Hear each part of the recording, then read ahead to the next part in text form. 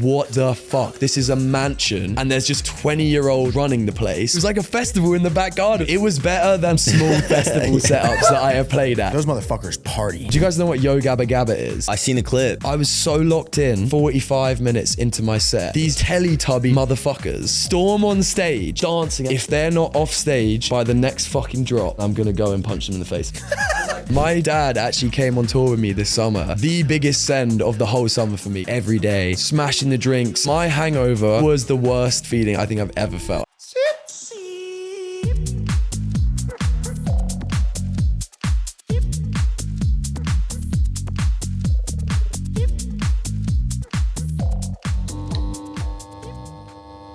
All right, TSL fam, welcome back to another episode, Art Basel edition, number 2. We got a co-host with me here today, Mr. Sush. How's it going, guys? Good to be back. Come on. And we got the one and only Riordan. How we doing, brother? Good, bro. Very good. I'm happy to be here. Thanks for having me. Yo, off rip though, how do you pronounce your first name?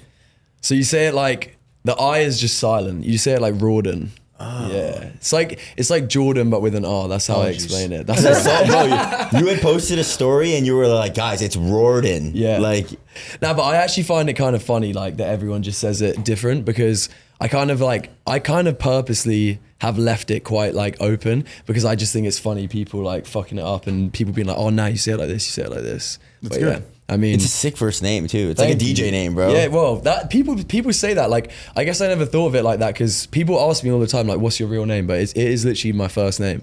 So people like are kind of confused by that. But yeah, I mean, I just like thought, well, it makes it easy for me to choose what I'm gonna go for, like for a DJ name, because it's kind of an unusual first name, I guess. Yeah. Is that a normal name where you're at? No, it's like it's actually an Irish name. So the Irish people say it Riordan.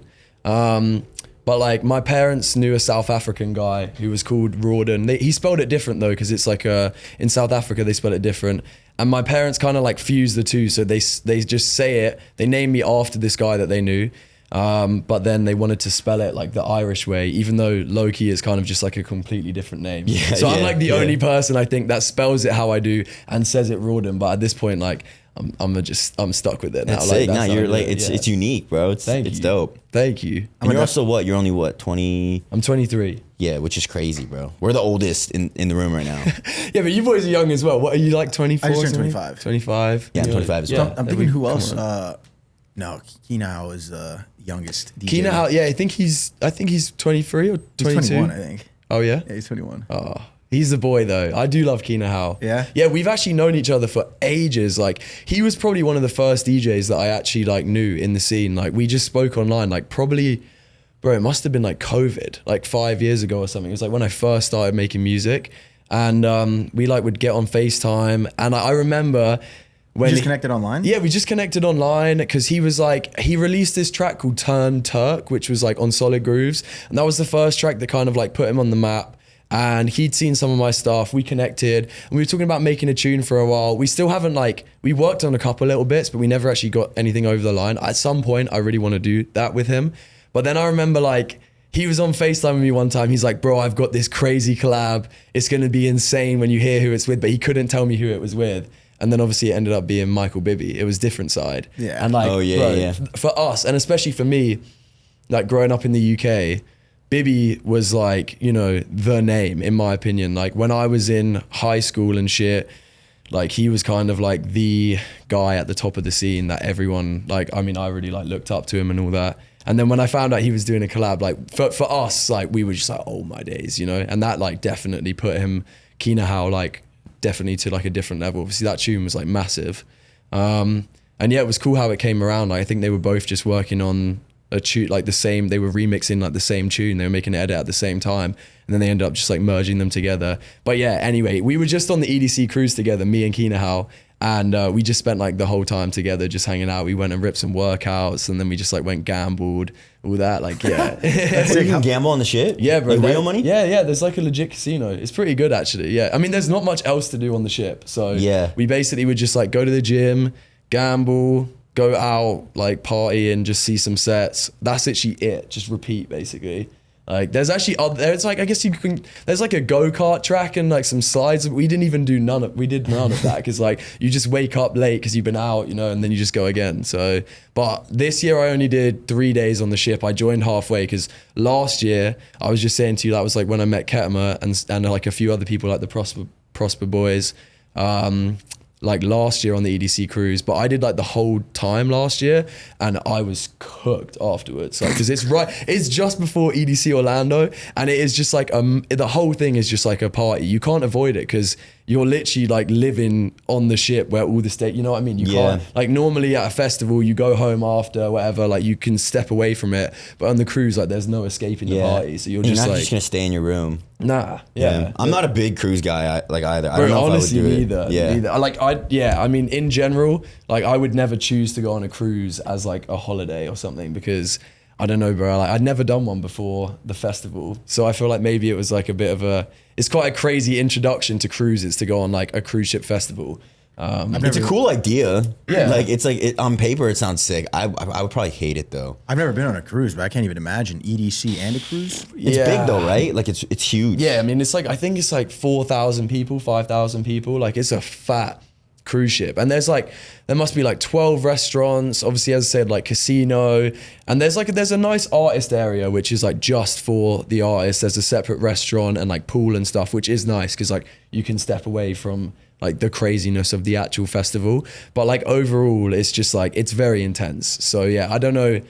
I feel like, I did it last year and then I did it this year. But yeah, as I say, this year I only jumped on halfway. Like I joined it in Belize, which was where the cruise like went to, and then just came back to Miami on it because I was like, I cannot do the whole thing again. It was just like, it was too much. Yeah. But it was good fun. I wonder how the security is getting into that fucking ship because people are probably smuggling in everything you could think of. Yeah, I mean, actually they are. But there were some funny stories which I probably can't say on like that. But definitely, but also like when you get off though, they like this year we got off and they had like sniffer dogs and they were when you got off the yeah, so you get off in Miami and like there wasn't any warning either, but like when you got off in Miami they had sniffer dogs and like it was intense because basically when you join halfway, you have to do customs like when you get to America. So because I joined in Belize, I had to leave the cruise earlier. So I had to leave, like we literally had to get off the boat at like 6 a.m. or like 5:30 a.m. And bearing in mind, like there'd been parties the night before and stuff. So we barely got any sleep, even though like the last night we definitely took it the most chill. But still we're like exhausted, and then you wake up, it's like super early and you get off and all of a sudden it's like super intense because there's like customs officers, sniffer dogs, and they're like all shouting at you to like get in a line, single file and stuff. And I was like just woke up like hungover and just like fuck. Yeah, you're strung out and then people are yelling at you and you got dogs and you're just like fuck, dude, this is a lot right now. But it is like a good time, you know? It's definitely unique. And like, it was a cool experience for sure. I'm glad that I've like done it. And you got off in Miami? Yeah, got off in Miami. 3 points? No, that was like right before EDC Orlando. So it was like only a few weeks ago. Yeah, which actually is crazy, bro, because it feels like it was so long ago. Yeah. But yeah, it was like only a few weeks ago. Then we drove down to EDC Orlando, and like I stayed at my boy's lake house for like a couple days. And EDC Orlando was like, you were there. Yeah. You enjoyed it? Fun. It was fun. Yeah. I mean, I only went I was only at the festival for like 2 hours. Oh, really? Yeah. And it was cool, but it was a lot. Like that's my first festival that I've done like with you guys, right? And it was just a lot. I don't even know how you made it to that. Yeah, but you've done EDC Vegas and that before. But like as like a GA, okay, yeah. It's definitely different. Yeah. Because with GA, you just like you're with the crowd, like you kind of do whatever you want. But with you guys, it's like, we gotta go here. Like go in the artist area, do all these things. So there's like a lot going on. Went as a booth baddie this time. Yeah. Bro, it's a hard job being a booth baddie. It's not easy, bro. It's not easy. You got to give respect to them. Yeah, no, it's definitely like logistically, but you do get treated nicer. For sure. Because like you get looked after, you obviously get all the perks like free drinks and like, you know, they treat you well. I also just love now, I find you kind of get used to like being spoiled, and now like I feel like when you'd go to a festival now, I feel like I need to have a place to go and like chill, you know, like a green room and stuff. Because sometimes you just want to take a break from the festival, and it's nice as an artist, like when you want to do that, you can just go, you've got like a nice chill area, it's like quiet, you got drinks, and you can just like hang out with people, like just your friends. And honestly, sometimes like the best time at a festival is just chilling in the green room with like your boys, you know, and just like drinking and stuff. 100%. Yeah. Did you like 3 points? Oh, 3 points was actually insane. Yeah. 3 points was like, Oh, those pictures we took together were fucking Yeah, that was fun. They did it really good. Put up the picture right here. It was fucking hideous. Yeah. They did it really good, I feel like, with the green room and everything in the organization. It was good. I also think that it's quite a nice size of a festival, 3 Points. Like, it's not insanely big. It's big enough where there's like quite a lot of, you know, different stages and stuff, but compared to like, you know, an EDC Vegas where it's just like it literally takes you an hour to walk from like one side of the festival to the other, 3 Points is just like a bit more manageable. And I thought the stage that I played on as well was just like such a sick stage. Oh, bro, they did such a good job with that. Your set was like, that was insane, bro. Thank you. It was fucking nuts. It was so much fun. Oh, thank you, so much fun because everybody there, it seemed like everybody there knew you. And like they knew the tracks you were playing, and it was like a really good time. Like the energy there was good. I appreciate that, man. Yeah, that for me was like it was like a highlight, I think, of this year, to be honest. Like I feel like that 3 Point set, because it was like still a fairly early set time, so I didn't know what to expect. But like, bro, it literally got rammed like as soon as I came on. Like it was busy from the start, which I wasn't expecting. Like I was thinking it was maybe going to get busier towards the end or whatever, but it was busy like right from the offset. And I like had quite a few new IDs to test. Like I made that like Mars Solo spaceship edit, and like that was the first time I played it out. And like I just feel like I'm quite harsh on myself, like self-criticizing my sets and shit. And that was like one of those sets when I kind of got off stage and I was like, I feel like that went good. Yeah, you know, like that's a good feeling. Yeah, 100%. And then we partied. Yeah, bro, and then we partied the whole night. Yeah, that was a fun night actually. Yeah, and then you came to Space. Yeah, you played Space. I didn't make it to that. Yeah, bro. To be honest, you didn't miss much, dude. Space. That crowd was terrible. Yeah, it was so bad. I feel like bro. they were just washed. I feel like they were washed from the festival. Yeah, because it was after day 2 of the festival, and it was like late. What time did you play for? I played 3 to 5 or 5 to. It was 3 to 5. Yeah, 3 to 5. So. That was my 3rd time doing Space, and like I love it, you know, like Space is like one of the best clubs for sure. Like I really like, as everyone says, like I think it deserves its reputation. Like, it's such a cool club, but I just feel like that day everyone was like really cooked, and like there was definitely some good moments, but like I feel like the energy compared to going from 3 Points when everyone was like fresh at the start of the night and like fucking amped up. And then like Space just felt like it was a different vibe that night, you know? Yeah. And then you get like Dom Dollar after you. Yeah. And then it was Mal P. Yeah, Hot Since 82. Yeah. It was like it was like a mixed lineup and stuff. But hey, I still had a good time. Like we had a good night for sure. It was fun. Yeah. You were cooked after, bro. Yeah. Because I was like, yo, you guys want to stay? No, I actually was. I was like, I'm down to stay. You guys want to like, you know, stay for Dom Dollar? And he was like, bro, honestly, no. Like I'm going home. Well, I forgot what I'd done before that, but I think I'd been on like. We took a few shots at the fucking stage. Yeah. Oh yeah, we did. Yeah. Like, I loved how they did that. They had the bar there. Yeah. They had the tables there that like Tyler was at. Yeah. Like, dude, that whatever stage that was, I don't know what it's called. Bro, I don't know who picked, that was it. Like whoever picked like all of you guys to be on that stage, it was the best thing ever. I didn't leave that fucking stage. Yeah. You didn't have to. Yeah, do you know what? That's what I was saying, because the day before, I like came in a day early and we went to 3 Points on the Friday because I just wanted to like check it out because I've heard it's a really cool festival. And then like that day though, I wanted to see like the whole fest, but like Michael Bibby was playing, and then there was like Nia Archives and like who's like a UK like drum and bass, like it's like jungle and like a lot faster, but I like that type of shit. And like we were just like bopping around, but I just feel like that day we were going from stage to stage, and you know when you just kind of like you see a little bit of this, a little bit of that, but you don't really like fully feel posted anywhere and like catch a vibe. And we were just like jumping around, and like there were some good sets, but yeah, I just feel like we didn't really like get settled. Whereas the second day, it was because of that lineup was just like it all made so much sense on that stage. We were just like posted at that one stage for like the entire night, and I feel like that's the best because then you don't have to worry about like moving around, losing people, like all that type of shit. It's like, no, we're gonna just be here, and just like the music was sick the whole night. I loved it. Yeah, 3 Points was like so much fun. So much fun. Definitely want to do that one again. And then you went to, after that, where were you? Fuck, man. I honestly can't remember. New York? Was it New York? I did New York. Recently, I did the Brooklyn Storehouse for the first time. I was supposed to go to. Oh, yeah. Dude, I was supposed to go. I was there in New York. I was there, but I was so cooked, bro. Yeah? I was so cooked. Wait, what were you doing in New York? I had a photo shoot. Like, we were doing photo shoots for Young LA. Nice. So I was going to extend my trip.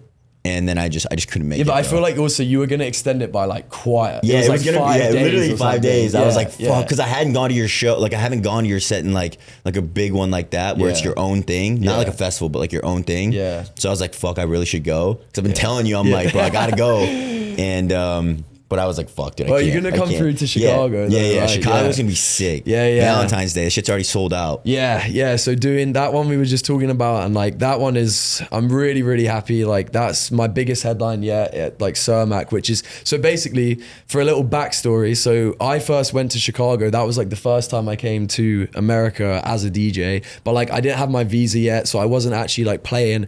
I just came over because my manager Anthony is like from Chicago and I wanted to go to ARC. So I went to ARC to just go and like network. I was just like backstage. I was meeting DJs for the first time. Like I met a bunch of DJs This for the year first or- time. No. oh. This was like, this must have been like three years ago now. Okay. Yeah, I think it was like 2022.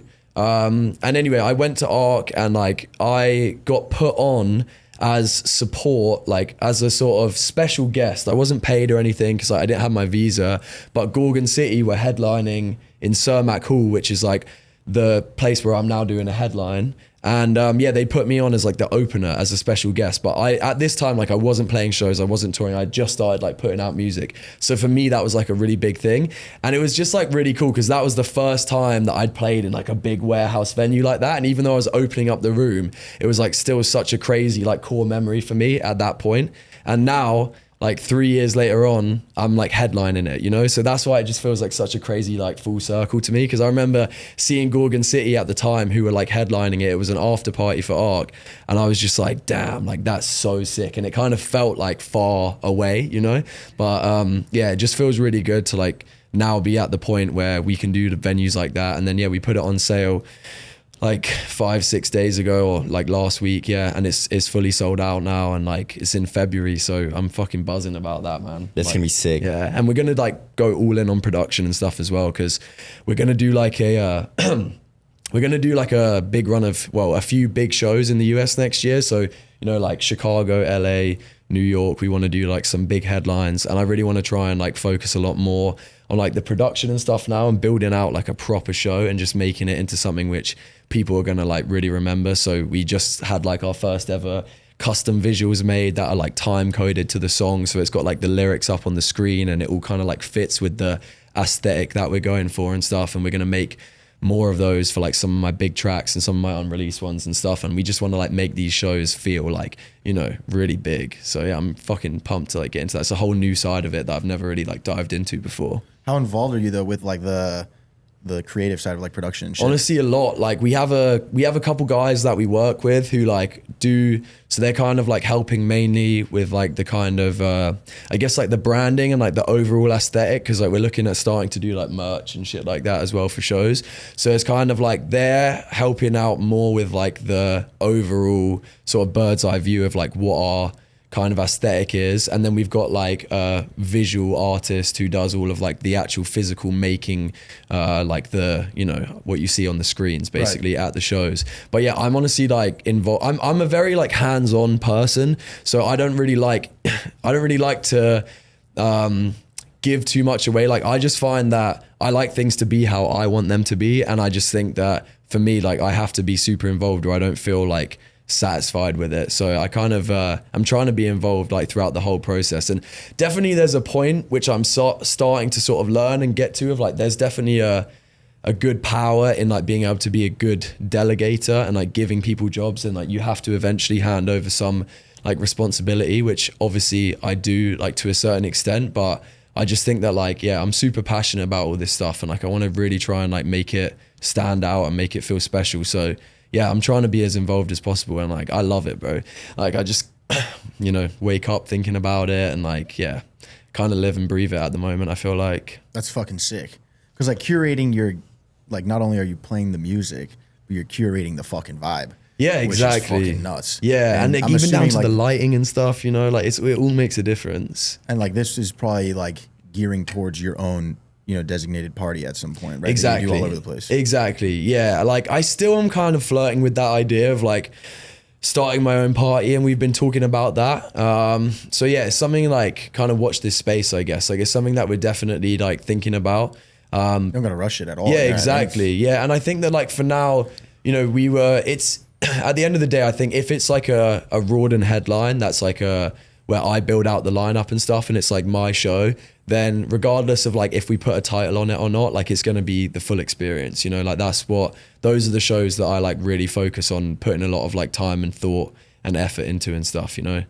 And we build out, like, we got Silver Bumper on the Chicago one as well, who's like, obviously I'm like big fan of, a UK boy, and like we've made a couple tracks together as well, and like looking to make a couple more. So yeah, I'm really excited. Like we're gonna tease some new music then, and I just like being able to, as you say, like curate the vibe a little bit, building out the lineup and stuff is nice. Because when it all comes together, it's just like, yeah, fucking sick. Yeah, exactly. Yeah, and I think how old is Silver Bumper? He's young. I think he's like maybe like 20. Yeah, he's young. Like my age, like That's 20. sick. I think he's like 23, 24. He's going off on socials as well. What's Yeah. this fucking meme I'm seeing everywhere of these girls just like dancing to one of his tracks? Yeah. And it's like an on-screen text of just like, Shake your bumper or some shit. I don't yeah, know that what or it just is. like anything. Yeah, no, he really did a good job with he got shirts, bro. Yeah. Like he sold out shirts of it. Like it literally just says like shake your bumper. Perfect. Yeah. Nah, he's a super nice guy. Like we have like spoke online a little bit because we kind of make a similar vibe a little bit. Like he's definitely, I would say, so how he said it is he's quite housey for a garage producer.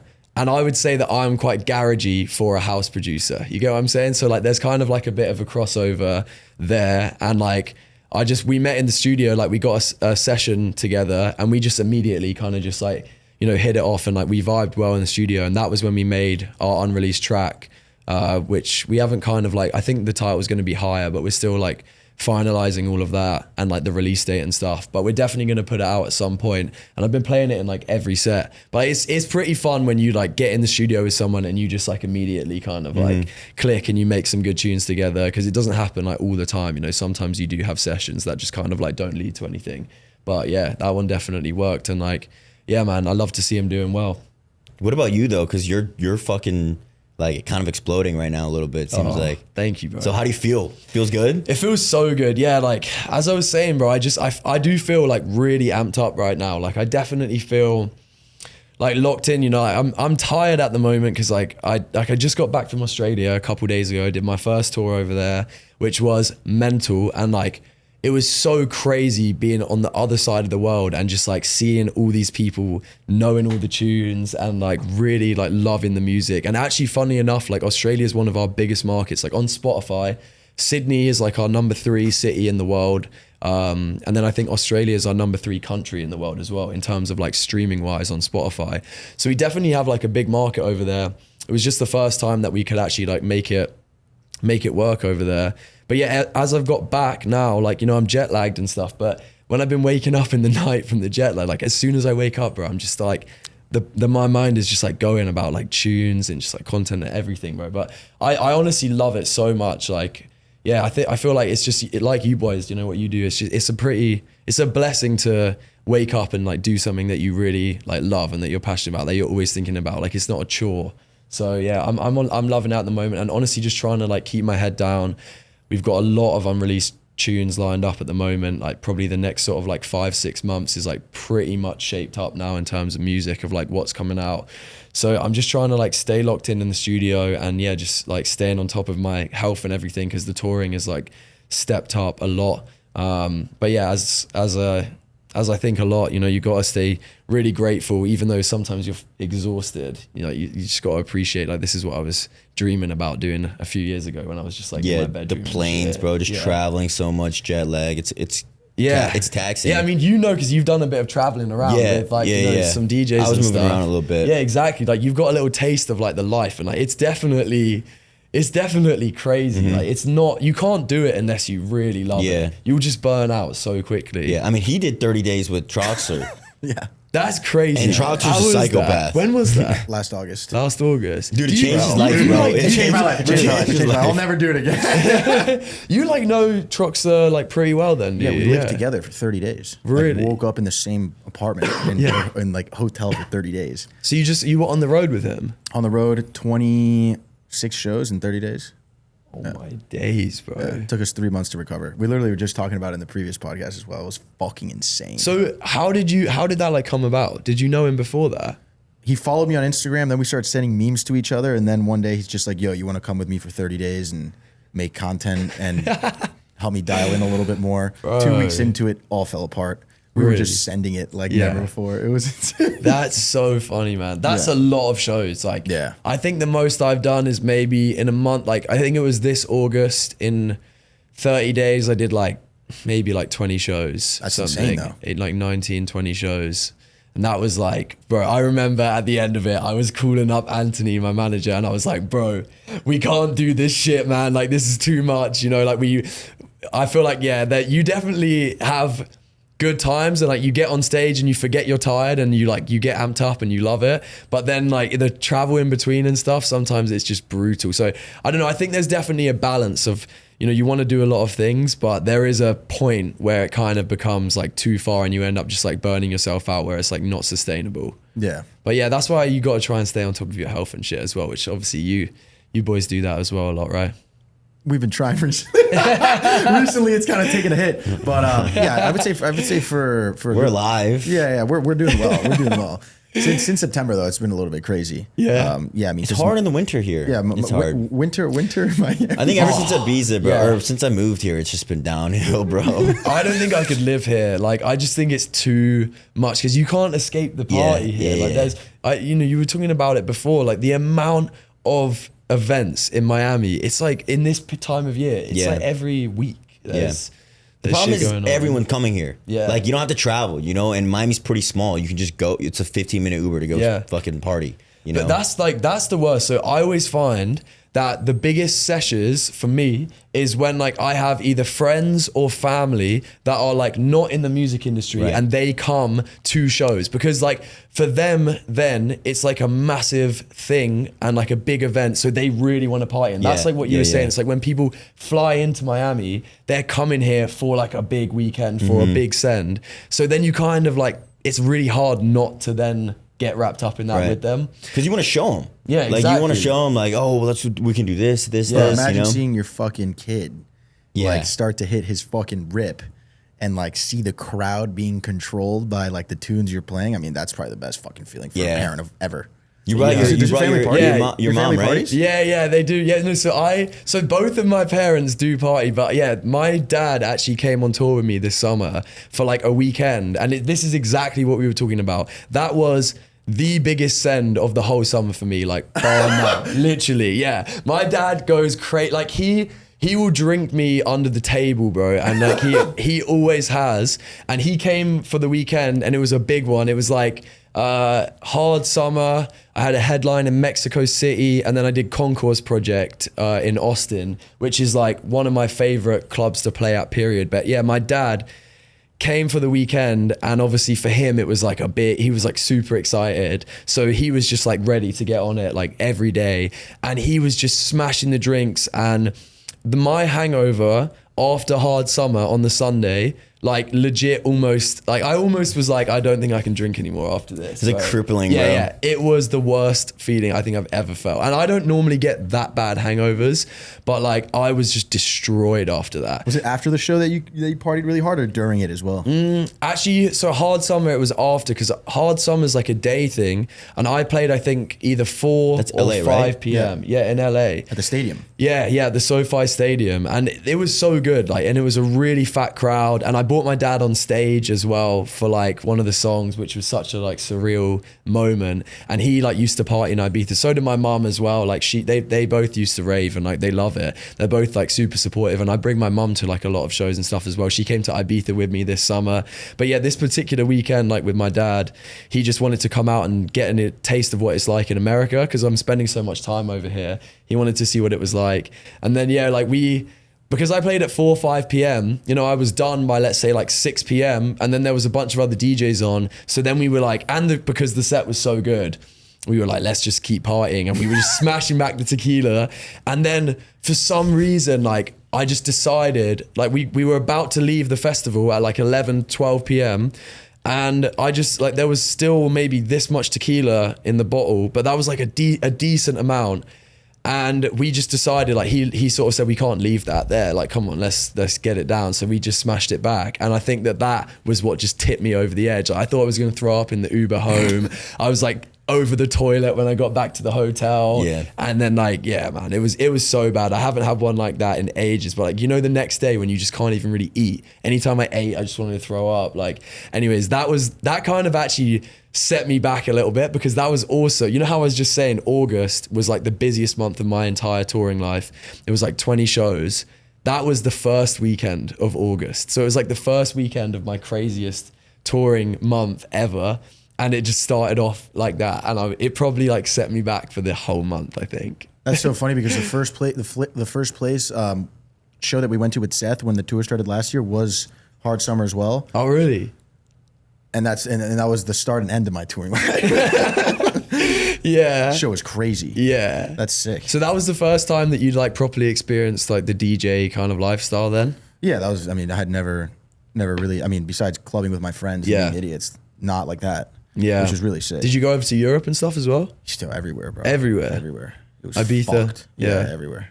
Wow. It was crazy. How was Ibiza this summer? It was great. Yeah? Yeah, it was great. You went for a bit and Just then 10 days, yeah. And then you came back. Yeah, I had to get out of there, bro. It was too much. It was bad. Yeah. By the 10th day, dude, it was bad. Yeah. Yeah. I was cooked, bro. I was cooked. Because the last day I'm retiring 30. Like, I don't know what the fuck is like. 30 days was crazy. Every by time you. after I go on these like crazy multi-week party things, I ask myself two things. I'm like, holy shit! Like, I literally just partied for 30 days straight. Like, I can do this because I'm young and I was still productive. Were you drinking every day? Almost every day. Yeah. And then I asked myself again. I'm like, should I like?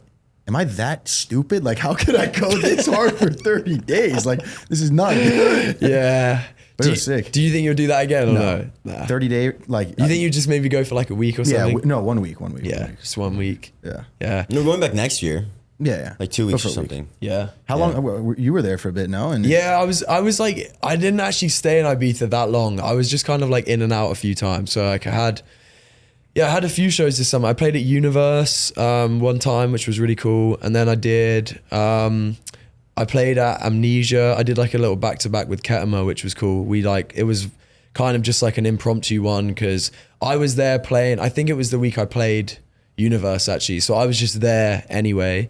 And then he was obviously had his residency. And he was just like, yo, bring your USB. And then we ended up just like doing maybe an hour and a half back to back or something like that. It was really fun. It was so sick. And just like, it's nice when it's just like off the fly like that, you know, it's just like a random one, like no preparation and just kind of like just send it. It was a really good time. But I mean, I do love it over there in Ibiza, and I've kind of thought about this summer, like where I want to be based, because I'm like, my summer's stacking up a lot in like the UK and Europe. And I was kind of like, do I want to be in Ibiza? And I thought about maybe like the thought of getting a place there for the summer, but I just don't know if it's going to be too much party. Maybe I want to be in London for the summer, you know? And then just kind of like fly over to Ibiza and fly back, because then you can still go and like enjoy the party for a bit, but then you leave. I wouldn't say I'm like actually the biggest partier, you know, in general. Yeah. Like I definitely like to choose my moments and like pick my battles and have like a good blowout. But just like overall as a person, like I like to try and stay like my mom is a nutritionist. Yeah, so that's like, what I was going to ask you before, because I saw you on the clip with BBC, right? Yeah.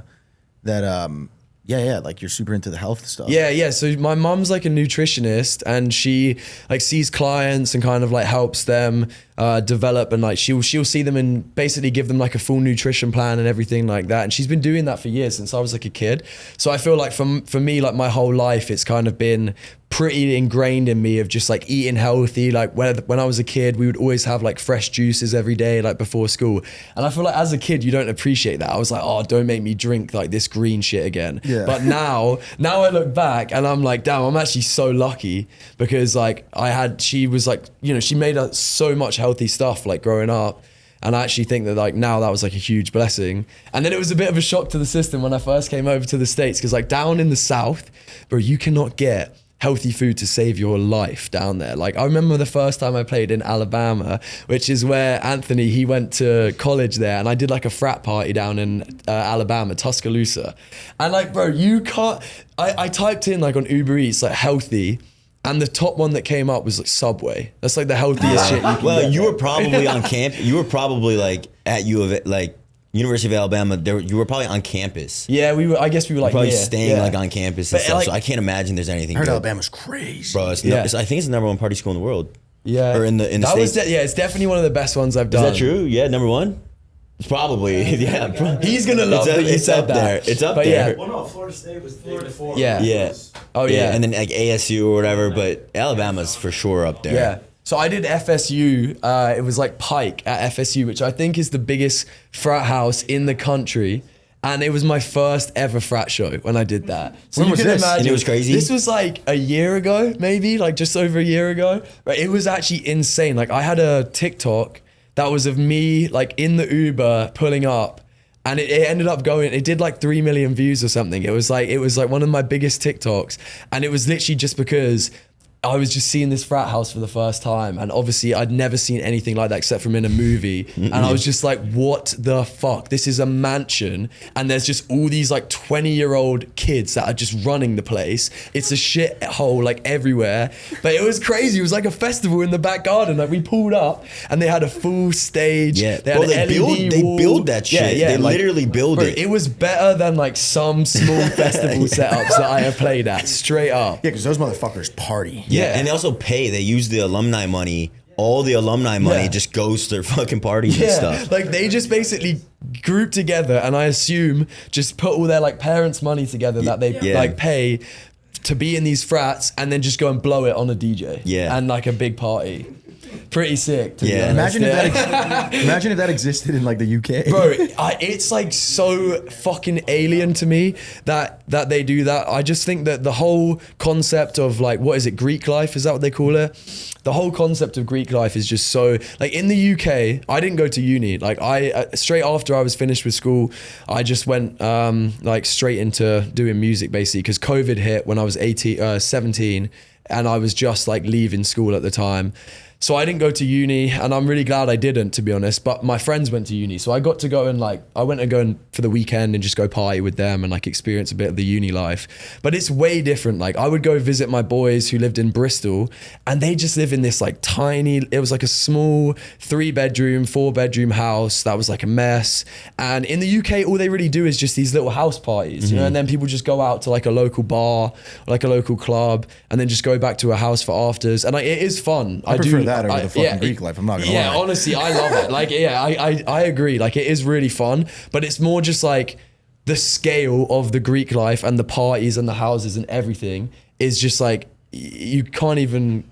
As someone grew up in the UK and like, you know, seen all my friends at uni in the UK, it's just a completely different ballgame over here, and like the money is just completely different. It's like what my boy one of my friends is visiting the US for the first time right now. We took him to a Miami Heat game this past week, and he tells me, he's like, because he's obviously like analyzing like coming from Europe to the United States.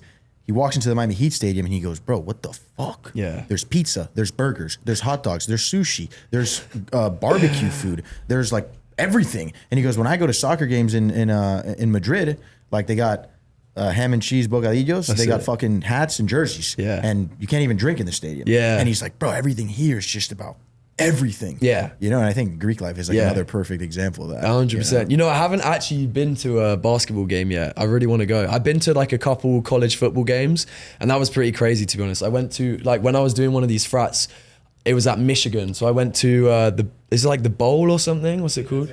The Big House.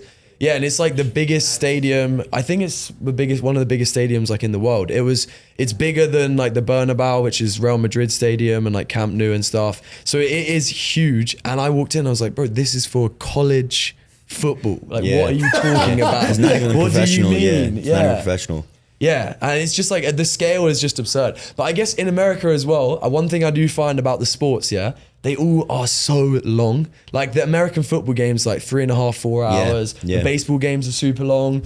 I don't know about the basketball stuff, but I feel like it's because everything's built here to like just keep everyone drinking and keep everyone, they want to keep you like, in the stadium drinking, buying food, like, cause it's revenue. And like for me, I'm obviously a like football fan, and when I say that I mean like UK, you know, soccer, football. I'm a Liverpool fan, and like when I grew up watching those games, they're 90-minute games with a 15-minute halftime, no stopping. Like you go in, you're in and out within 2 hours maximum, and it's like I just find that's well, when you're used to that, that's how I like to do it. So you get bored. Yeah, exactly. Like these games, right? I think I left at half time, but then we ended up just going and drinking at a bar or something anyway. Yeah, bro, you should go to a Bears game. Because you're in Chicago now, and like this is the first season that they're good, and they're probably going to the playoffs. You should 100% go to a game. Yeah, because Chicago's fucking. It's like those people love that team. Yeah. And we've been shit for so long. I do need to. Yeah, and I want to see like a Bulls game as well. Yeah, and Bulls are good right now too. Yeah, so but it's like it is fun. The atmosphere is still great. Like the atmosphere at the college football games was like really good. To be fair, you know, it's just like man, they're just long. It's just different than the UK. That's all. When did you move to Chicago again? So I basically moved out there in like March this year. You've been in the US for a bit. Yeah, just for a little bit, yeah. So basically like I was living in London for like the last 2 years, but then I was just touring over in the US like so much. And yeah, my manager's from Chicago, my girlfriend's from Chicago, so I was like, I'm just gonna go out there. And I'm loving from it. Chicago. Yeah, I'm from there. Yeah, we're all from there. I really love Chicago actually, and I don't like not that many people know that I live there, but in a way for me it's kind of like my chill spot. You know, like when I'm there, I'm not going out that much. I'm just like going to the gym. I'm just like trying to be in a good routine, and it's like my time to just like relax because I go out more than enough, you know, when I'm out and about touring on weekends. Right. So I feel like when I'm at home, whether that's in London or in Chicago, it's like my time to just make music, chill, and just try and like relax and stuff, and basically just recharge. Do you get recognized out there? Like, do people know you? Yeah, sometimes, bro. Yeah, definitely more so like recently. Yeah, which is cool. And it's like pretty crazy to me as well. Like when I was in Australia and stuff, you know, that was like the first time. Like people were just coming up and asking for pictures, like even in the street, a couple people. And it's like, wow, that's in flipping the other side of the world. Like, yeah, it's pretty surreal.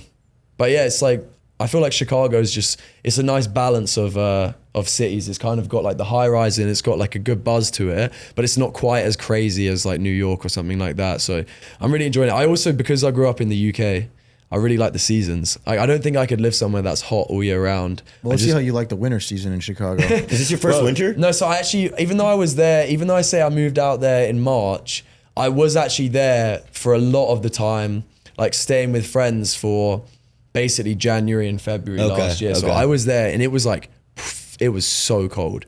Like proper Chicago winter. But like, as I say, bro, I'm honestly not that fazed by it. Genuinely. Like, I think a lot of people complain about it, but I love the feeling like going out for a run or something when it's like freezing cold out, bro. You just get back and you just feel like a beast. And I don't know, I feel like having the differences, like I'd rather lock myself away in the studio all day when it's freezing cold outside and make music than when it's like beautiful weather. Like I don't want to be inside all day when it's sunny out. So I feel like the seasons actually just help me kind of like, they all play their purpose like for a different reason. Yeah, the thing is you're also extremely occupied right now with everything you're doing.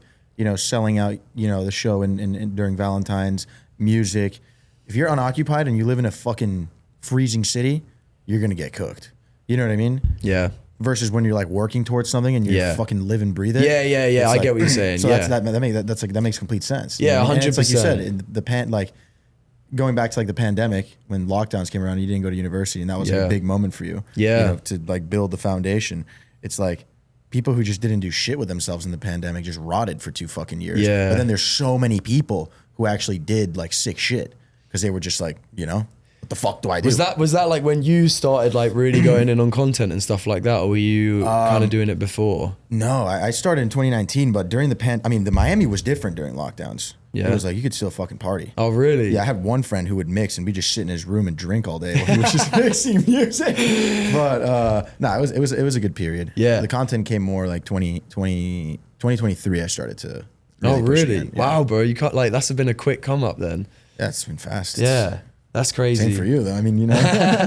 Thanks, bro. Yeah, I actually like look back on COVID like so fondly, to be honest, because like, yeah, I think I've never been like a huge gamer. I like playing FIFA and stuff, so I would like jump on FIFA with the boys sometimes and just like be on Zoom and stuff, and just, you know, like we would drink, and that was like really fun during COVID. But I just actually spent a lot of my time like that. So I was DJing before pre-COVID, just at like house parties and stuff. Just to be honest, because like we went to festivals when I was like 16 for the first time. I like really got into house music around that time, and like Bibby and Porser and stuff were like huge. And that was kind of what really like got me into it. And then, yeah, like when COVID hit, because I was already DJing at house parties, I'd already wanted to start producing, but I just like never really found that it was like the right time.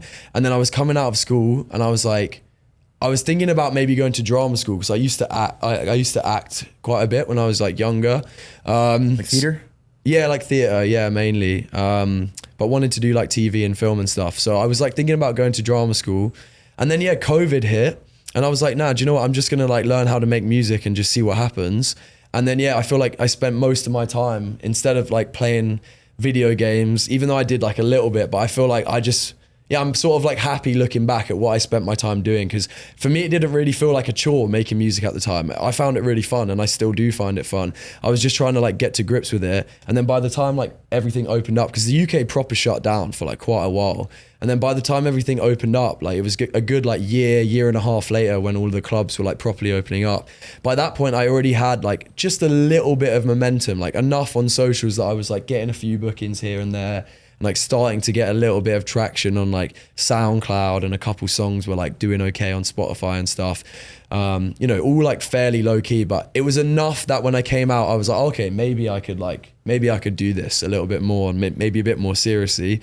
And then, yeah, kind of just like, I just stuck with it. And then it's all just kind of developed. But really like the last year to year and a half is when it's felt like things have really taken like a turn. Yeah. When you like during lockdowns, when you were like producing, I was assuming in your room, right? Just like making tunes. Did you already have like the idea in your head? Like, this is something I definitely see myself doing? Yeah, so one of my boys has like a really vivid memory of me when I went to my first festival. We did Boardmasters and then Reading Festival, which you probably heard of, like in the UK. It's like a big festival there. And like we went there was this house stage called Smirnoff House, and it was like barely any people there. It was a small stage, like maybe there was like maximum 100 people there, but often it was like 30, and we would be 10 of them, you know, me and my boys. But we would just like stay there for hours, bro, because like, we were just loving the groovers. And like my boy has this really vivid memory of just me looking at the DJ and just being like, yo, that looks like fun, kind of thing. And like, I just think that was kind of a moment when I was like, something clicked, and I was like, yeah, I think I would like want to do that and just kind of like set the vibe a little bit. And then obviously in school, like because I started DJing when I was like 15, 16.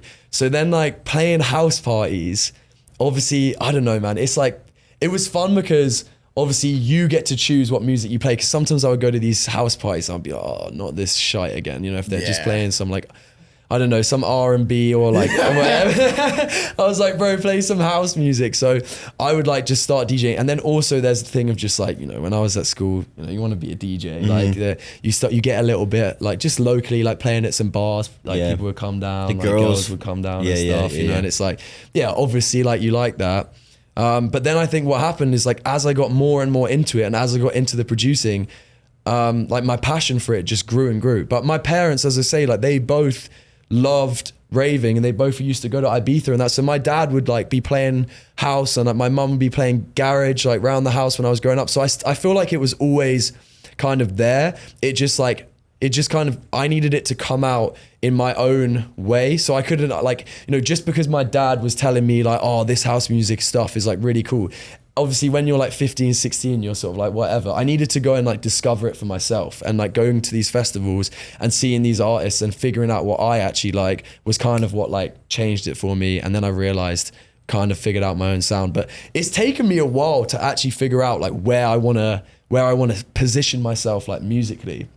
My like come up was a little bit unusual, I think, like a bit unorthodox, because I actually was on TikTok like quite early, you know, 2020, 2021, because that's a golden era. Yeah. That's when this motherfucker went crazy on TikTok. Yeah. I feel like it, looking back, bro, like that was early, and it was way less saturated back then. So I feel like I would have videos that now would not do that well, but they were like going crazy at the time. And I think that it kind of, my socials, especially on TikTok, it grew like a lot faster than kind of my experience with like house music and stuff. I mean, if you think about it, COVID hit when I was 17. So I didn't actually go out raving properly until, because you have to be 18 in the UK. I didn't properly go out raving until like after COVID, which was when I was already DJing and stuff. So I hadn't actually experienced like proper raving apart from just like a couple festivals when I was 16. So I feel like it was funny because by the time I was old enough to go out raving and COVID had finished, I was already like gaining traction on TikTok for like house music, for making mashups and for making these little edits and stuff. But actually I didn't really have that much experience in raving and I didn't really know what I liked yet, if that makes sense. So it was a different sound than, bro, what you are now. I wish I scrolled all the way down to your TikTok from then, bro. I just pulled it up. Yeah, look, bro, look at that shit, man. You had a buzz cut? Yeah, the buzz cut and I like bleached blonde hair. 1.6 million views in 2022 was insanity. Yeah, that's crazy. Yeah, like that I had these like little mashups and edits and stuff. Like, yeah, bro. This was like a little Latin track I made. Yeah, and watching old content is crazy, right? Yeah, you post that now, it's 50 views. You cringe at your sister. When I watch my old content, I can't even watch it sometimes. No, bro, same. Like, honestly, same with some of that stuff. Like, so what was your first like? Bro, the little blonde. Dude, and you look tips. young as fucking that. You look really young. I mean, I was like, I was. What was that? 2022. Yeah, I was like 19, 2021 as well. Yeah. Bro, that's sick. Yeah. So that. Yeah, like these exactly, bro. These were like my first videos to go viral. Like when was that? 2020 or so? That was 2021. Bro, what's crazy is so many people are doing this now. Yeah. And it's harder to. I mean, I feel like so many people are doing this now, but you were doing it like way early. Yeah. So that's what I mean about like, I feel like my story and my come up is definitely quite like unorthodox. It's a bit unusual. Like I think a lot of people now come up because they've made tunes that are getting a lot of support and then they get put on parties and maybe they get associated with a specific party that they kind of play on and then they grow with that and then they make their own thing. And that kind of seems to be quite the traditional like story at the moment of like how a lot of people are coming up. So I just think that mine was just a little bit different so the reason why I was like making that content is because when I decided that I wasn't going to go to uni and I was starting to make music, I still needed to make some money. So I like met this guy who was living in my town where I grew up, and he was starting up a company called Zebra, which is still going now. And it's like an influencer marketing platform where what it would do is it would connect like music to influencers. So a record label would come to us and say, we've got a 5K, 10K budget and we want like girls that are into fitness to like use this song, and then we would like reach out to a bunch of influencers and just like connect the dots basically. So it was actually just a huge blessing that I got into that early, because I sort of was doing that all day every day, and I was looking at all these people on TikTok and I was like, this content isn't that good and it's getting so many views. And then it kind of just tricked like, oh, maybe I could do this as well. So it was actually that job that like made me start like thinking about what I could do for myself, how I could use the content for myself. And then I just like, started posting mashups and remixes, and I would get my mum's ironing board out of the cupboard and like put my decks on the ironing board and like make these little like, I don't know, edits and stuff and just play them. And like it just started building up traction. But that was like before I was even really releasing any music, you know? And then my TikTok was just like growing. So it was like a little bit, there was some growing pains there where I kind of then had to transition into like, I'm not just doing mashups and like, you know, playing tunes on my mum's ironing board. I actually want to be like a legit DJ here. And then it took a little while, I think, for people to kind of like get that. But then, you know, I started working with my manager who's based in America, and that kind of like changed the whole game for me, because they started like putting me on shows over here. And that was like, I really started solidifying my sound, and I figured out like what type of music I really wanted to make.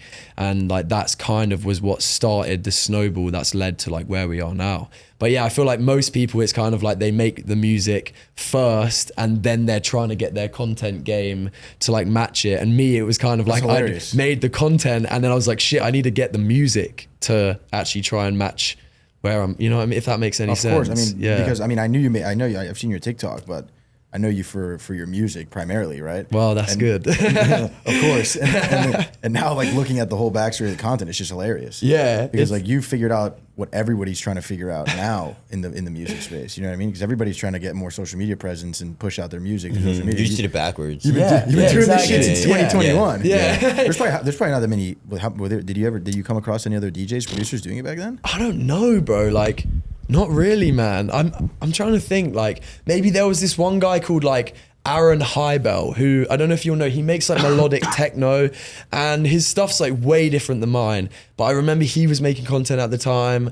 Bro, there was not many, honestly. Like, it wasn't. And I think a lot of people at the time actually didn't really fuck with me or my music because I was like making TikToks and stuff, you know? And they were like, oh, he's like a TikToker. He's not legit. But then now it's funny because like every artist is, you know, trying to blow up on TikTok and stuff. Yeah, I see that sometimes in comments on other people. It's like, oh, that's a TikTok DJ, not real DJ, whatever the fuck. Not on yours, but like on like other people's stuff. Yeah. I'm just like, bro, you're an idiot if you're not using social media. Yeah. Like, yeah. No, I 100% agree. Like, I feel like sometimes, I think the hate's definitely died down though. In general now. For sure. Mainly in like the last year or so, maybe I would say, or maybe a year or two, just because of like how big it's got. And it has got to that point where if you're not using it, then, I mean, what is it? 80% of the chart is dominated by TikTok. Like, they're all trending audios on TikTok or something. Yeah. So, yeah, if not 100%. Bro, honestly. that's the goal, is to get a trending audio. Yeah. I forgot who said it. Was some it was some rapper, and he was like, I'm literally making music just to get trending audio. That's that takes away from the actual for art. sure. Exactly. But you know what's crazy, dude, that I saw that's happening right now is like, so like if somebody like has like if an unknown DJ has a record, they'll mute like a video of a super famous DJ.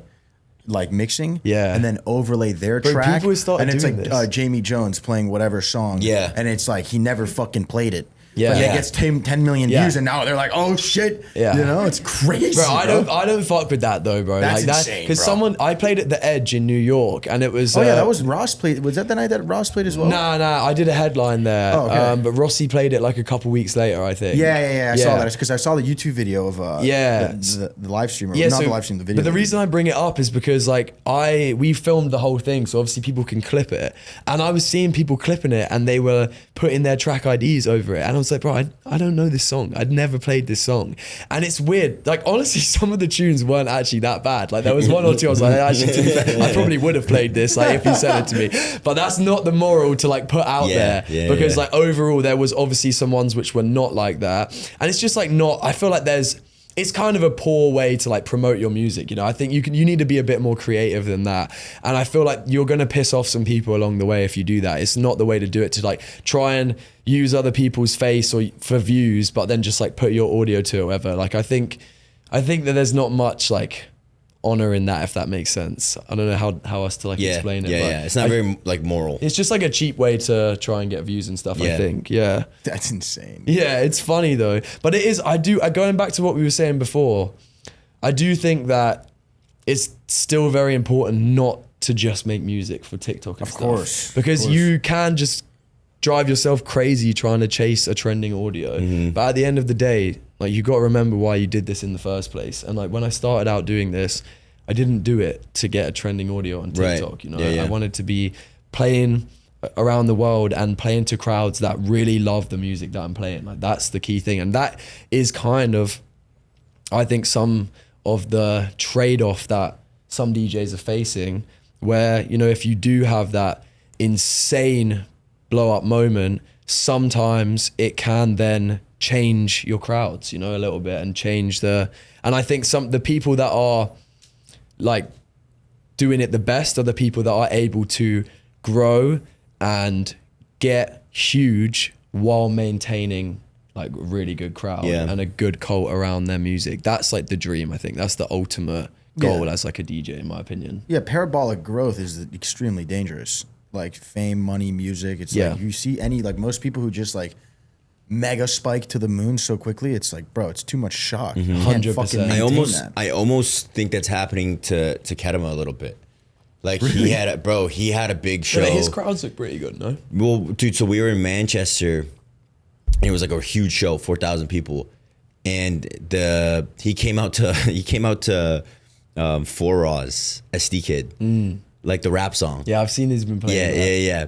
And on TikTok, people were like, "Why the fuck is he playing this?" Blah blah blah. But then you have some people who are like jumping up and down. But when we were there, it was like they weren't really feeling it, and it was a little bit just disappointing. So I think that, you know, when you're expecting those like hits, right? Like those, you know, one or two like huge viral songs, and you go there, you're not like a huge fan. You kind of that vibe in that crowd is like. Yeah, I mean, I think generally, like, from at least the shows I've seen, like when I played at Amnesia with Ketama, I thought the crowd was great, you know, and I think he's doing like a really good job, to be fair. But I do think I'm not dogging him either. I'm just saying that specific time, I almost was like, it was a little weird. No, it can happen, and I think that I have seen like a lot of artists where that does happen. I think it's when you have a specific moment of huge exponential growth that can really change it, you know? So I think that for me, actually, like looking back when I was making those videos in like 2020, 2021, if you'd have said to me, do you want to be playing on main stages in a year? I would have been like, yes, come on, like that is what I want. But actually, looking back now with some retrospect, I kind of feel that actually building a really strong foundation of fans that are going to ride or die with you, that are really going to stick with you, that love your music, and that really are invested in like you, is super important. Because then when you do have those moments when you kind of jump big steps up, like a big track or a big video, whatever it is, then you still kind of have that really strong foundation. And I think sometimes it's when an artist doesn't have that real strong foundation that they've built, but yet they hit that massive exponential growth moment, that's when sometimes it can be really tricky. And then they maybe end up then being like, oh, I don't actually want to play this sound. And then, you know, you hear of these artists that don't want to play their biggest tune. They've got one track that's got 500 million streams, but they don't want to play it because they're trying to like go into a different direction. And that's tough. Whereas I think if you do it a little bit more slowly and you grow over time, then you can kind of make these micro pivots to make sure that you're going in the direction that like you want to go in. I kind of compare it to, do you guys know the rapper Dave? Like he did a track with Central C. The Lenny guy? Yeah, he did that big track with Central C in the summer called Sprinter, but he's been around for like years. So he's been big in the UK for years. And I think he's like such a good example of someone that I remember watching his videos years ago, and his growth was really like, he had one song that would get him a bit bigger and a bit bigger. And it was this like slow and steady growth to the point where now he is massive, but he's also so cool and sort of culturally relevant within the scene. And I think he's got like a really good fan base. And I think it helped that he sort of grew. He didn't necessarily just have like one hit song that blew him to the top. It was something that like built over time. I remember like him with Skepta, like him and Skepta, like years ago when I used to listen to like that type of music. Like I used to listen to like UK drill all the time. Really? Bro. Yeah. Like who? Like, well, it was Skepta, Dave, fucking. Dude, honestly, that might be it. But I would just like, guys. but I would like go to UK drill like playlist, and I would just play it, thinking like that it was tough because I've watched like one movie. Yeah. You know, and did you watch Top Boy? Yeah. Oh, of course I watched Top Boy. Have you watched Top Boy's sick. You gotta watch it, bro. It's a good series. Yeah. It's about like the London. Dave's actually in it. He's an actor in it, but like most of the actors in that series are like legit London rappers and stuff. Yeah, it's sick. It's like where they just like deal drugs and It's a good series. Yeah, it's cool. best series. It's cool. Yeah, it's cool. It shows, bro. To me, I was like, this is the sickest shit ever. Yeah. Coming from like a suburb place in Chicago, you know what I'm saying? Yeah. So, definitely. The UK drill shit was sick though. It was a good phase I had. It was a good phase. I do love that stuff. Like, and I still love that. Obviously, I grew up listening to like a bunch of that stuff. Yeah. So it's like huge in the UK. But yeah, I just think it's an interesting like topic of conversation where it's like, it's interesting to look at different artists, and you do definitely see ones that shoot up to the moon, but then it can fall down pretty quickly if it's like a really fast come up, you know? Mm-hmm. Yeah. How did it feel with the success of Two Step? Well, that was like, that was a really nice one. That's definitely obviously my biggest track today. I'm sure everybody fucking asks you. Yeah. And I feel like that was nice. It was a really good, like it was a big stepping stone for us for sure. It put us into a different category in terms of what shows we were doing and the headlines and the ticket sales and stuff. But you know, it wasn't like it was a billion streams on a track or whatever, but it was amazing to see that song react. And it was a song that especially when I put it out, it felt very like true to the sound I was trying to make. So it was kind of trying to blend some of these sounds from like UK garage, house, and then some more like synthy sounds, which I was, you know, obviously inspired by Stussy, and the whole kind of like Up the Stuss sound as well definitely had some like impact on me. And yeah, I think that was just what was really nice, was that I was glad it was a tune that really resonated with me. That was the one that was getting the most traction. No, that was just like a fortunate thing, because sometimes you might be in like a different mood and you just make a tune that's kind of random, and then if that's the one that like blows up, it's maybe not like the best thing for your project overall. When did that release? Two Step must have been in like the summer, I think maybe May. Okay. Yeah. Because I don't know, because I've been listening to you for like probably almost a year, but I don't know what was the first, I don't remember what the first song was, but I remember seeing you at EDC Vegas. Oh yeah, you said. Yeah. I was telling you about that. Videos, I was in the crowd at EDC Vegas. I was like, bro, this is the sickest shit ever. Oh, thank you. I was like, it was like me and my boys who put me on to like your type of music. Yeah. And we were in there, and it was so dope. And then we saw you the next day. You ran the fucking. What did you do? I ran a fucking 5K after EDC Vegas. No, I did. I think I did a half marathon. Yeah, I think it was a half or a full. I don't know if it was a full. Yeah, I don't know if it was actually, no, you're it might right. have been a full marathon. Yeah, no, to be fair, yeah. No, I actually did. I went from EDC Vegas and I flew straight to the UK and then got on a connecting flight to Edinburgh, and then I ran a half marathon like that weekend. Yeah, and I was like, bro, because me and Drew. I run sometimes. Yeah, Josh got some competition. Eh? Dude, me and Jules were training for the Ironman, and so during that time, me and my boy were training for an Ironman. So we were like, bro, this is us, like, come on, fucking bro. like training and stuff, and like also partying. Yeah. So that was good. I hit a PB that day actually. I did a half mara, 1:29:38, I think it was. That's pretty insane. Yeah, so I was sub like, 3 hour marathon if you double it. But how fast is each mile on that? Like 6:40. What the fuck? I think. Bro, I don't think I've ever ran a mile under 7.5 minutes. I think I want to try. I do want to still run. Do you still run? No, bro. I haven't ran since that day. Neither like legit.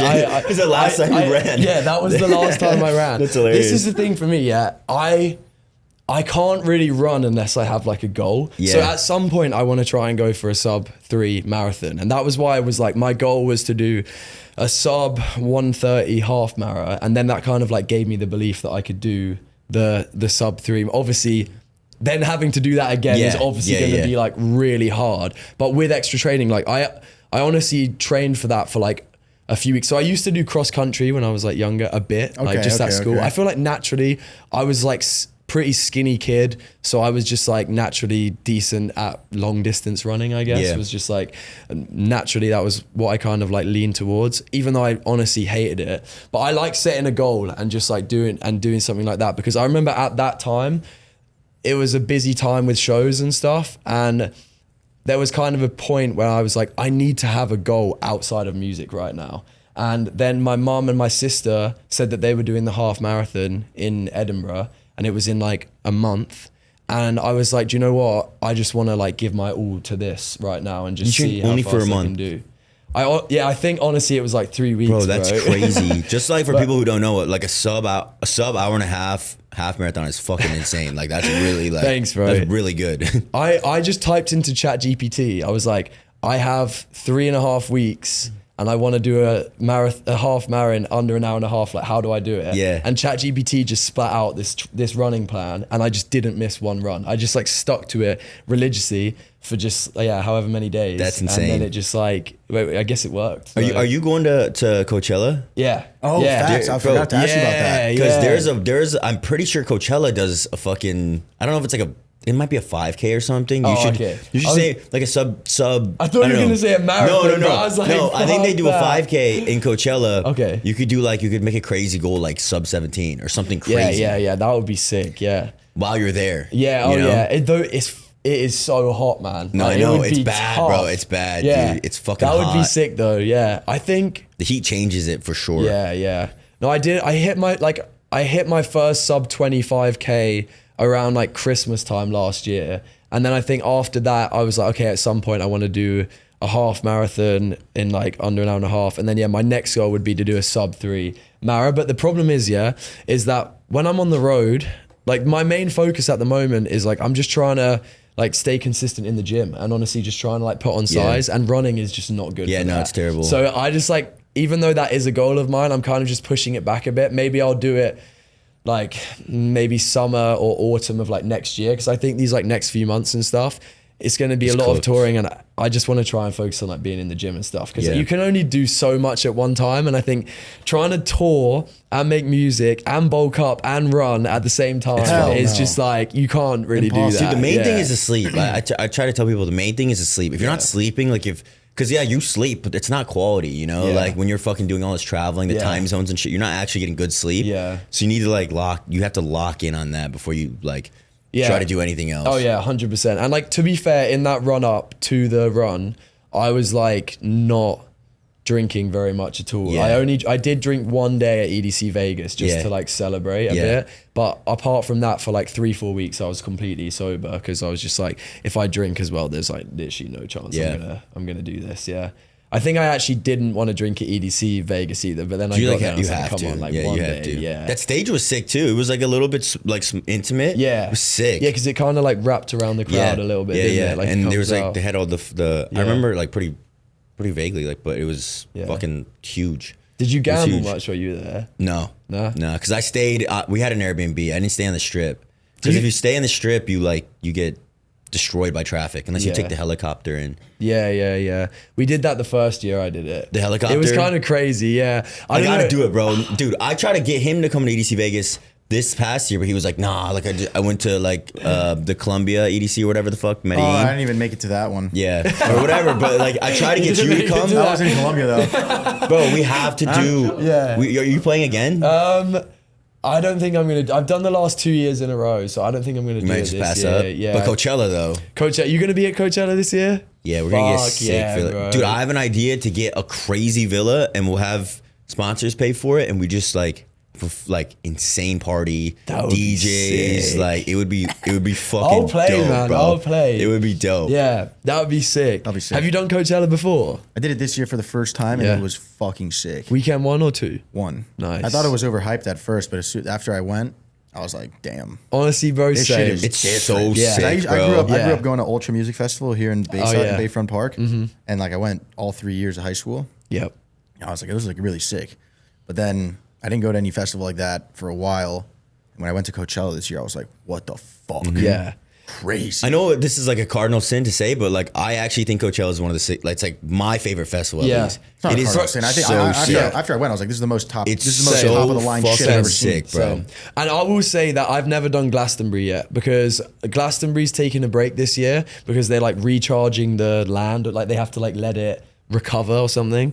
So I've never been to Glastonbury. I think next year I will go. Hopefully where's we'll that? be playing. Glastonbury's like in the UK. Middle of UK, The no? reason why I It's mentioned a huge festival. Yeah, so the reason why I mention is like most DJs and people that I know that have been to Glastonbury will swear down that's the best festival in the world. Like the it craziest is festival so. Have you been? No. No, but it looks insane. So I'll start by saying I've never done Glastonbury, so we'll see how I feel after I've done that. But up till this point, like I do think Coachella is the best festival I've ever been You played to. Dulab, right? I did Dulab last year, yeah. And now you're doing the Yuma Tent? Yeah.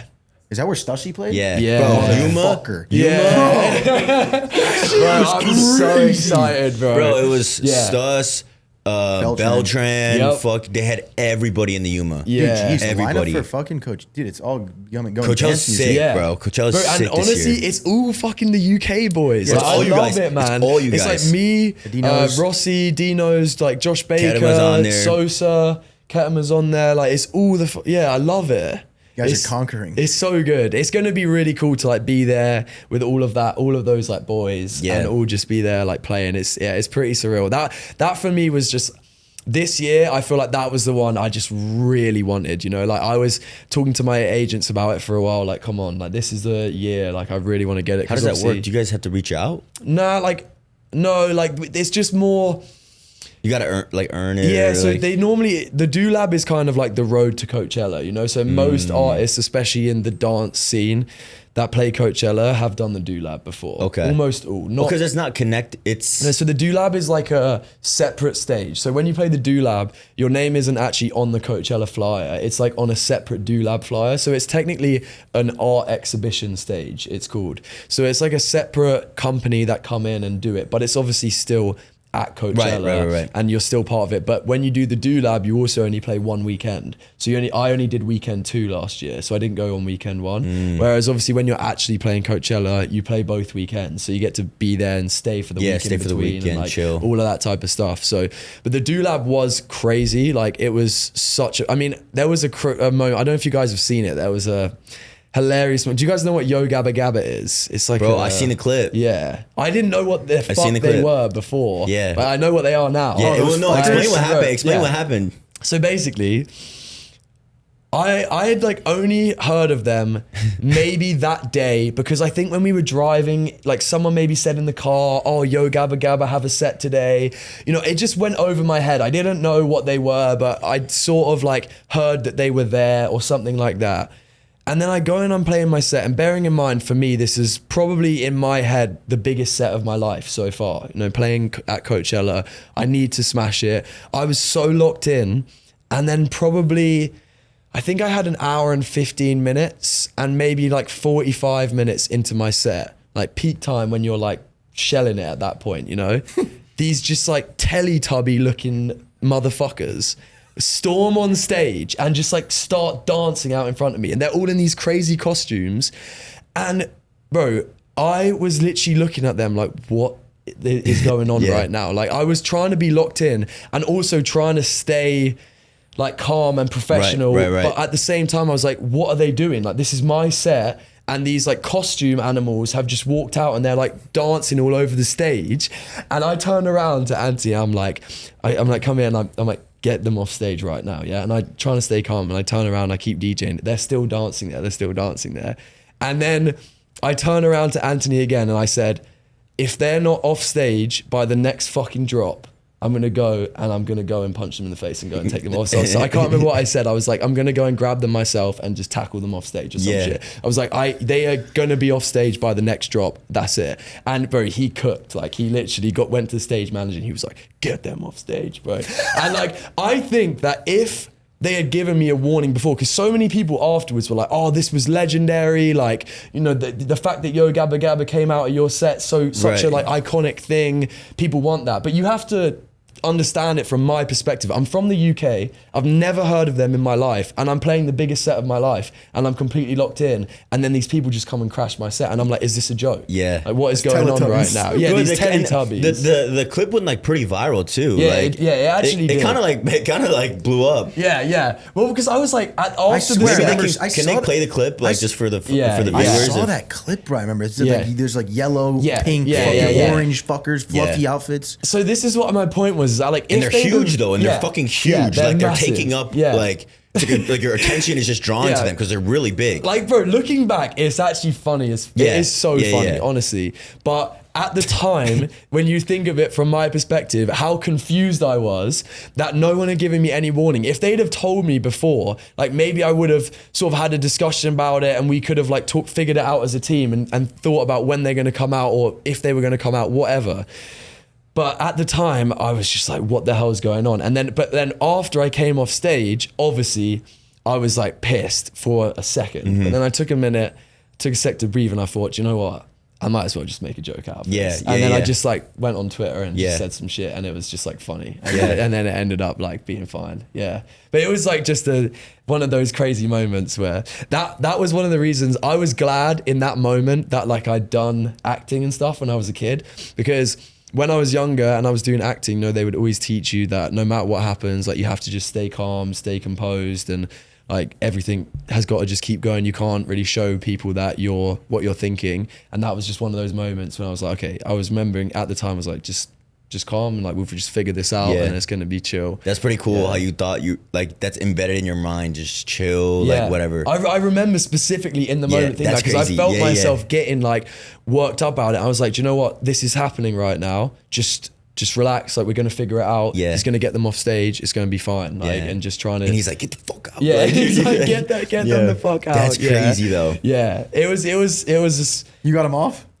Yeah. But as you say, Just grab them and just fucking throw them off. Yeah, just tackle Wait, what them are off they stage. DJs or like what? No, I thought they're they were little cartoon. fucking- I saw, like, Isn't it a show? I think that they're like a cartoon. Yeah. Yeah, it's like a Yeah. kid's like cartoon, and they have for some reason they have this like cult following where they did like they did a performance, but it wasn't like a DJ set. They were just dancing around, and for some reason people go to see that. I don't know. Yeah, No, that was interesting. I have no idea. But that was weekend 2, right? Yeah, that was weekend 2. So this will be this year will be like you're playing both. Yeah, playing both, and That's gonna be sick. Bro. yeah, exactly. Both weekends? Yeah, both weekends. Because like when you're booked on proper Coachella lineup, you play both weekends. So, you're I'll in. be in the Yuma Tent. I think the day's been released. Has the day been released? Am I allowed to say what day I'm playing? Yeah, so I'm playing Saturday. So it's like, Yeah. Dude, we should go both weekends. Hell just get the no. villa for the whole. yeah. Bro, nah. We'll get a like, villa. hell no. We get a villa for like One weekend's good for me, bro. I'll go there for the one weekend Yeah. and send it. Yeah. To be fair, probably one, and just if you're gonna like properly send it. But I mean, I've got a villa we actually ended up getting a villa for a month because it was cheaper to rent a nice villa for a whole month than it was to rent one for just the The over Coachella both days, weekends. yeah. So I just rented this villa for a month. So I think I'm gonna go there a bit before, like make some music. You golf? Get some sunshine. Oh, actually, a little bit. Yeah. So I grew up golfing a bit. I used to do lessons when I was a kid, but then I just didn't play for a long time. So I'm not a good golfer by any mean. Maybe I'll shoot like around 100 or something. That's good. But I Yeah, can that's go good. out and like play. Bro, we should play. around. That'd be sick. want- That'd be a good video too. Yeah. I mean, I golfing. would love to. Yeah. And there's I beautiful just courses. Don't expect me. This guy's under scratch, bro. Yeah. He's plus. Oh, that'd be sick Yeah. then. That'd be so fun. No. He can't come, bro. He'll play from he'll play from the tips, and we'll play I'll like play the from women's tees, yeah. and then he can play from the tips. Okay, then I'll do it because I've played golf with him a few times, and honestly, it just takes the fun out of the game for me because he's so good. Yeah. That like. It just makes me feel like I literally cannot play the game at all. Yeah. Like he'll get a bogey and he'll be like annoyed at himself, and me, I get a annoyed at a bogey. bogey. But bogey, Yeah. I'm celebrating, dude. Yeah, Bogey, I'm and like, it's let's insane. go, I'm bro. No like double doing a or fist triple. bump and Yeah, that, bro. Yeah. Yeah. So, but I do love golf. It's so fun. I wish I played more. It's just, it's tough to find the time. But I think at some point I'm gonna get more and more into it. I just think it's such a good game, and like, there's nothing like getting out, being away from everything, away from your phones, just being with the boys, being in nature. I play with my dad and stuff as well. There's some really nice courses actually where I grew up in the UK. There's this course called Goodwood, which is like pretty prestigious course. If you ever come over to the UK, bro, come down. we'll I'll be take back. you out for a round. Yeah. That'd be sick. I want to ask you Palm what. Springs is like the really good courses. Oh, I over know. there. I played like once last year. best courses. Like California has best courses in the world. We should Yeah, play fucking while we're sick. there. I'll be So sick. sick. I'm For just, sure. I'm not like this guy, but Yeah. I'll go out and have a good time. What's up with the tattoo? I've been looking at it for. Oh yeah. No hablo español. Yeah. So No Hablo Español is the first track that I ever had that got 1 million streams. Oh, really? Yeah, so I made it. It's like a Latin house track back when I was making like Latin tech house, I guess you would call it. I made it it was probably 2022 that I put it out. And it was like the first song that I felt gave me some like traction. Before that, my songs had only done, like 10,000, 20,000 streams, 30,000. And then this one in a few months hit 1 million streams. And to me, that was just like such a crazy moment. So I was like, yeah, I'm just going to get that tattooed on there. Sometimes when I play your Discovery on like Spotify, it pops up just because it's like, it's just deep in there. Yeah. And I every time I'm like, what is this? And I look and I'm like, oh, it's fucking Riordan. Yeah, I feel like It's an old because I've only listened to like your newer shit, right? yeah, Like of course. Most people have. Getaway and like that. I think Yeah. Getaway was probably the first. Yeah. The first one that I listened to. That makes sense, yeah. And that was kind of around the time, like Needle on the Record, I think was the start of like my real pivot in my sound. And then Getaway came after that, like While the Record Spins, Or like Bring Me Down. Disco Tetris. Yeah, Disco Tetris, yeah. the remix and Yeah. stuff. And yeah, that was kind of when my sound became more like what it is now. Yeah, yeah. But like before that, there was a couple tunes. Like I had one called Reflection, which is still, I think, to this day, like my second or maybe third highest streaming track. And it's like completely different to the stuff I make now. I never play it in my sets, but like, I'm gonna leave it up there. Like some people like it. It's still, and there's actually one track which is called "Never Felt So Free," which I put out when I was like 18, 2020. I had long hair down to here that was like blonde. And I actually sung on that track as well. Was your vocal? Yeah, it's your own vocals? Yeah, I did like a full vocal. It's got like verse and chorus and shit. Yeah, it's like the first time I ever properly like wrote a song. But now look, I mean, I hate that song now, but but people like it for some reason. No, is that like, you on Bring Me will- Down? Is that you singing, bro? Is that you? Nah, bro. I love, dude. I think that's probably my favorite song by you. I'm glad you say that. That's actually my favorite that song. shit's so, it's so fire. Thank you. I love that shit. Thank you. That to this day, I think is, I mean, maybe some of the unreleased ones I have now are like maybe rivaling that or taking over.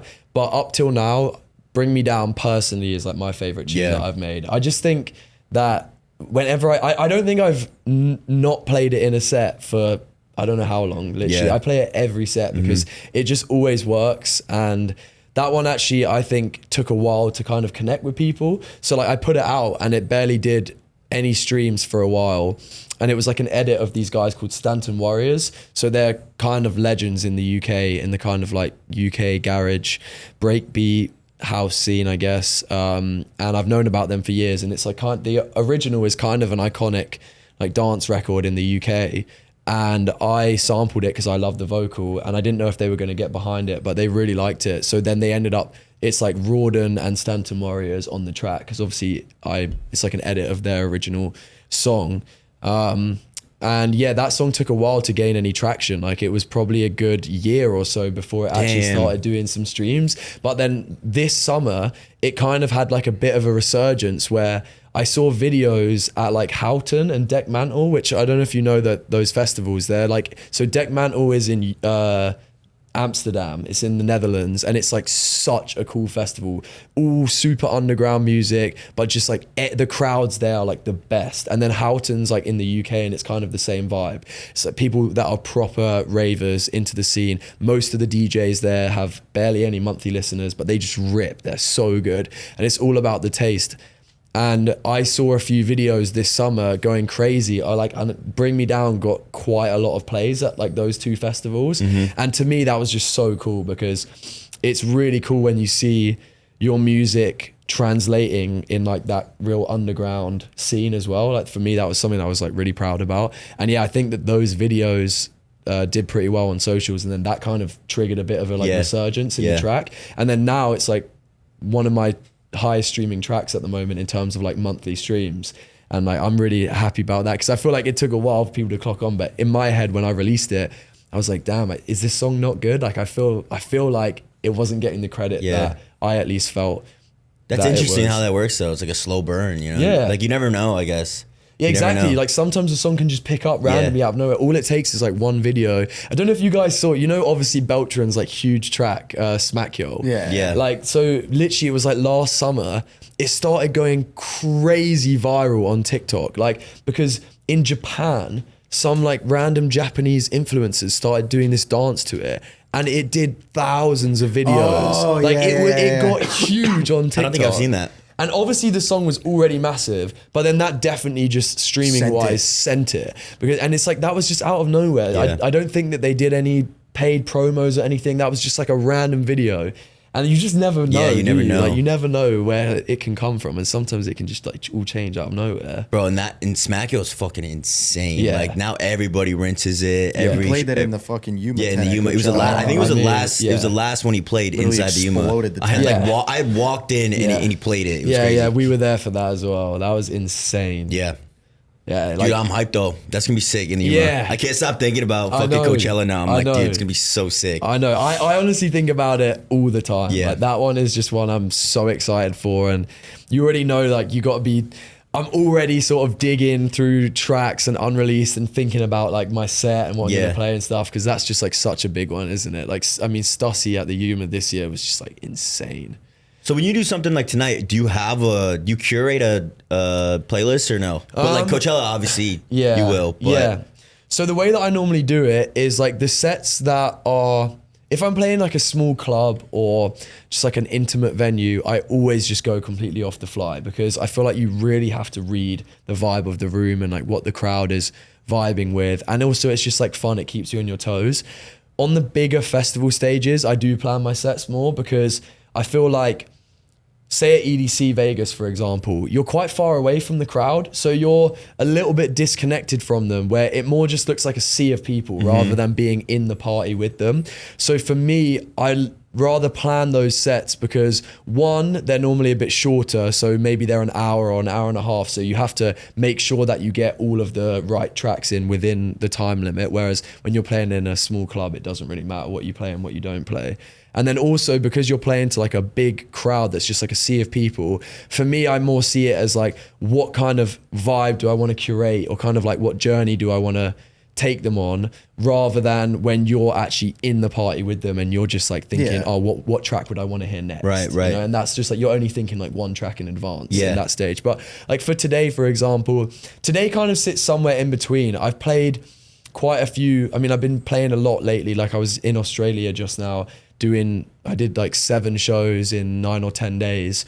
So I feel like today I haven't really got like a set playlist that I'm going to play, but because I've been playing a lot, I have a rough idea of like the kind of songs that are in my rotation at the moment and like the stuff. Because you already know what's hit. You already know what's hitting right now. Yeah, exactly. Yeah. Today's nice, so I've got 2 hours, which I'm really happy about because like hours like fucking. I mean, you have a good time. Like it's midnight, right? Yeah, midnight to 2. Yeah, I think honestly that's going to be so good. Bro, it's gonna really be. pumped. Everyone's getting there to everyone's getting there at like 11 or 12. Yeah, I think so too. Yeah, And the stage is good too. Yeah, so I think tonight's going to be like a really good one. And yeah, an hour's just like, it's tough, man, because once I've played some of my unreleased and then I've played my bigger tracks like Two Step and Jump Higher, bro, you get a couple tracks left to play other people's music. And that's just sometimes hard.